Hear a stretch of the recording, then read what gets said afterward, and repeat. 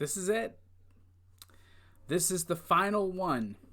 The final video of this year's Halloween Countdown Series 2020. It's the last one. We're here to the fifth and the final, and we're talking about one of the scariest movies ever.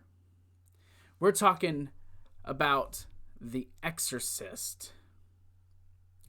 And I gotta be honest, I still to this day am scared of this movie. I know I said on the podcast I'd sit in a room with the letters, with the number 666 everywhere, dark, on a Friday the 13th, on Halloween, Halloween month, whatever.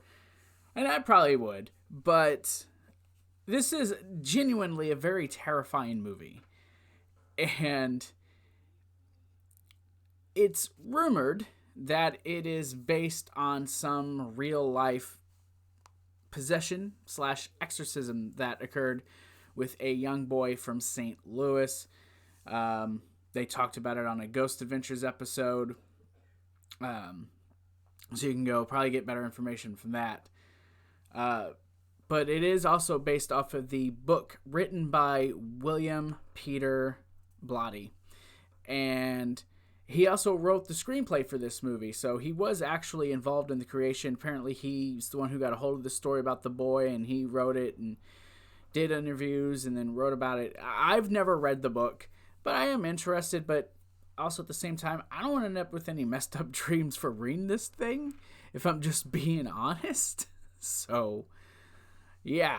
But I'm Zach with the Yo Bro Nation YouTube channel, and this is your Exorcist review. Ooh, I'm getting goosebumps just thinking about that. Like it's that. But this was released by Warner Brothers in 1973 and was directed by William Friedkin. I can't pronounce names. And like I said, it was written by William Blatty. And this starred Max von Sydow as Father Marin, Jace Miller as Father Karras, Ellen Burstyn as Mrs. McNeil, Linda Blair as her daughter Reagan, and Lee J. Cobb as Lieutenant William Kinderman. So this movie, and I'm not going to spoil this because this is a movie, if you've not seen it, you need to go watch it. You need to find time, and you need to make time to go see this movie. It is one of those movies that are just that good. It is just that damn good. I'm getting rid of my phone now. I don't need it. So, this movie, it's got a way of, you watch horror movies nowadays, and they'll bring you up to this level of tension, and they'll have a jump scare and a release. And they'll throw a little few jokes in here or there, which The Exorcist does do that, but they put you at this level of tension that they just hold you there for so long, and they only give you these slight little moments of humor that they actually allow you to breathe. Other than that, this movie is non-stop just scares. It is a frightening movie. And it's so awesome. The way that these characters are portrayed in this movie, they all have these issues. You have, Mrs. McNeil, Reagan's mother, she's this actress, and then her daughter is just starting to have these issues, and they're going to a doctor, and they're doing these tests, and they don't know what it is. So she finally goes ahead and reaches out to the Vatican, where they send Father Karras, and you get to see the struggle that he's going through. You get to see, he's got personal issues. And despite the fact that he's a quote-unquote devout, follower of God, you see the human side of him. But then you got Father Merrin, who comes in to perform the exorcism once Father Karras has said, hey, this needs to be done. And you see the psychological games that go on between whatever this entity that has taken over Regan. And it's just messing with him.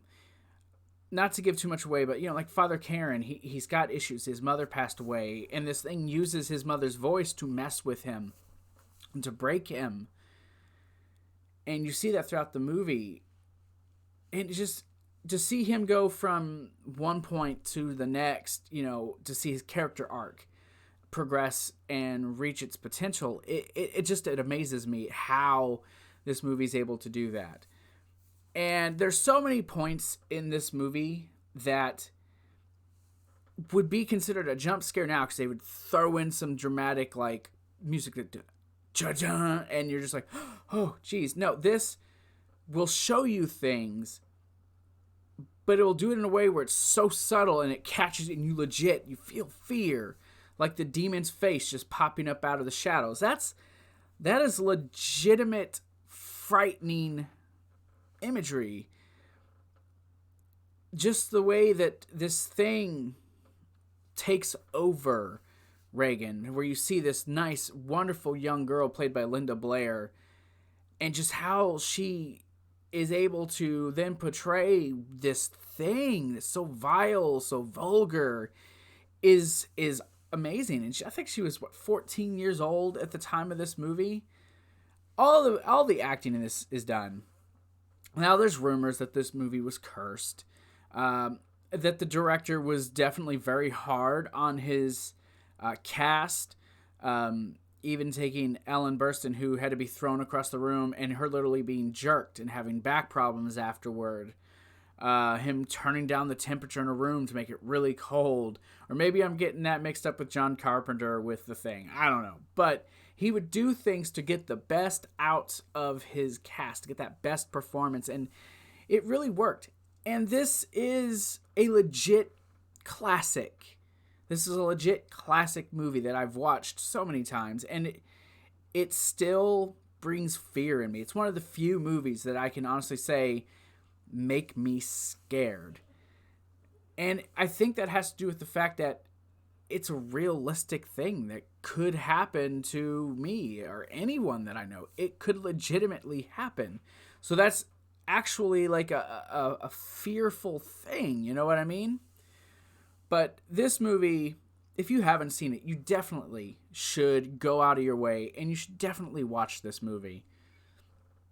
I'm intentionally trying to give as little information about this movie.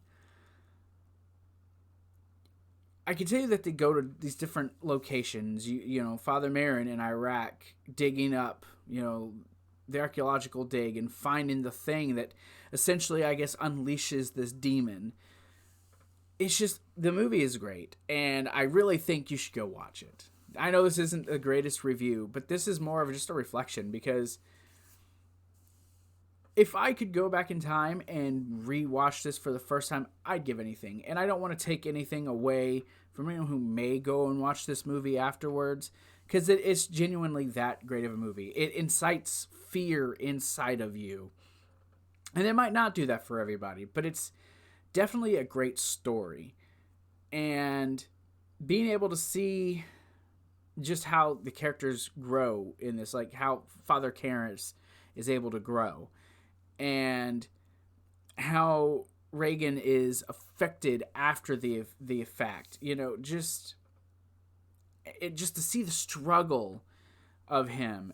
It's just, it's something you're not used to. And the way it's shot. Even there's a scene where Father Karras is just running and he stops to talk to someone, and you feel this overwhelming dread just in that scene alone. I don't know, it's a movie that really just makes you feel fear and dread, even in scenes that you don't think you should do that, because it's just done so brilliantly. So yeah, I'm going to recommend this, and I give this movie a 9.9 out of 10. I feel like the director's cut's better than the theatrical version, And I'm basing this off of the theatrical version that I have here. So, yeah, I guess I'll give a little insight into that. In the theatrical version, it does cut out a couple of things. Like, there's a scene of Reagan spider crawling down the stairs that's not in the theatrical version. So it's in the director's cut. And it's a terrifying scene to see this thing. Like, I could only imagine seeing this thing coming at me. Like, if it was coming on my corner over here, just at me. Oh, I'm getting goosebumps. Like, just thinking about that. This movie is so intense, and it does put fear in you. I can't say that enough. It legitimately will strike fear into you. And if you haven't watched this, go watch it, and you'll understand why I'm saying that and why I don't want to spoil anything. And if you have seen it, you already understand. And you're like, yeah, definitely. You don't tell them anything. Let them see it for themselves. But I at least wanted this to have some word on it. You know, like I said, the cinematography is great. The score to this movie is excellent. It helps make these scenes so much more frightening. The way it does it in the third act, when he's finally able to rid the demon of her, the score as it wells up at the end, you wouldn't take me for it, but I'm a big score guy. I love scores. I love music. So that's a big thing for me. But it plays throughout the music, and it helps add to that dread that you're going to feel throughout the movie. So I'm going to stop there, man. I don't want to give anything away. I may slip, but just definitely go watch this movie for yourself. Give it a chance if you haven't seen it, and you have seen it, watch it again. Why not? I watched it again. So, but yeah, I'm Zach, and happy Halloween, everyone. Happy Halloween. Don't forget that tonight is my Halloween special for 2020. It should be an interesting one. It's a fun one, but it goes up at 6 p.m. tonight on the channel. You guys really should go and should check that out. And again, check this out. There will be a playlist at the corner. Boop, boop. Right there. There it is. That corner. With the playlist with the 2018 version of this and all the videos from this year. You guys can go definitely check that out if you missed any of these.